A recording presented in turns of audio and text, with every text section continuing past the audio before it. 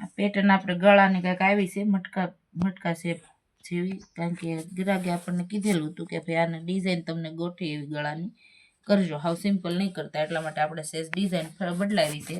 અને હવે આપણે આ બ્લાઉઝનું કરી લઈશું કટિંગ, કારણ કે આ છે ને પ્રિન્સેસ કટ બ્લાઉઝ છે, એટલે એનો પાછળનો ભાગ પહેલાં કટિંગ કરીને પછી આપણે આગળનો ભાગ કટિંગ કરશું.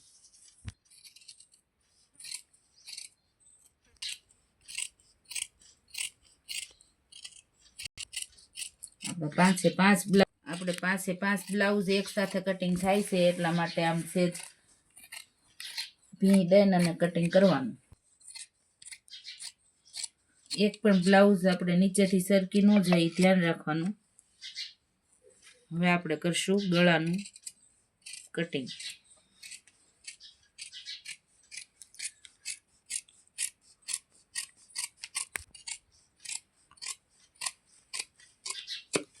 હવે આપણે જે ગળાને ડાઉન કર્યું હતું નીચે 1.5 થી 5 ઇંચ, એને આપણે કટિંગ કરી નાખશું શોલ્ડર. હાલો, હવે આ વાહાનો પાછળનો ભાગ આપણે કટિંગ થઈ ગયો છે, તો આમાંથી એક બ્લાઉઝનો અસ્તરનો ભાગ લઈ અને આપણે આની ઉપર મૂકી દઈશું. હવે આનાથી આપણે આગળનો ભાગ કટિંગ કરવાનો છે.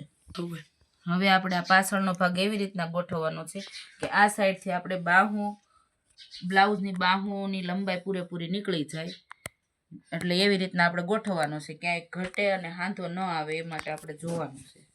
તો પહેલાં આપણે છે ને બ્લાઉઝની લંબાઈ માપવાની છે. તો આ બ્લાઉઝની લંબાઈ છે ને તૈયાર 11 ઇંચ છે, તો 11 ઇંચનું આપણે 1 ઇંચ વધારે રાખવાનું બે બાજુ સિલાઈનું, એટલે 12 ઇંચની લંબાઈ ટોટલ બાજુની રાખવાની છે. તો આપણે અહીંયા પહેલાં જોવાનું કે બાજુ આવી જાય છે પૂરેપૂરી, તો જ આપણે અહીંયાથી કાઢવાનું, નહીંતર આમ આડાવળો ગમે ત્યાં રાખીને આગળનો ભાગ આપણે લંબાઈ કાપવાની. જો અહીંયા 12 ઇંચ પૂરું આવે છે, પણ આપણે આ પાછળના ભાગથી આગળનો ભાગ 1 ઇંચ એક્સ્ટ્રા રાખવાનો હોય વધારે.